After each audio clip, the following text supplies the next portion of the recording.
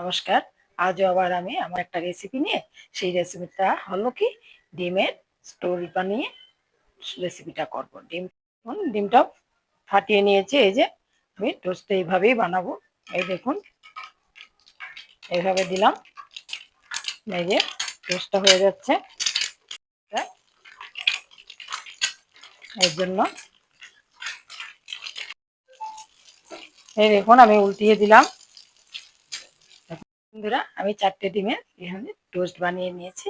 এখন বন্ধুরা, আমি প্রথমে পেঁয়াজ কুচি দিয়ে দিলাম, একটু নাড়িয়ে নিলাম। দিলাম পেঁয়াজ বাটাটা, কাঁচা লঙ্কা কুচিয়ে দিয়ে দিলাম।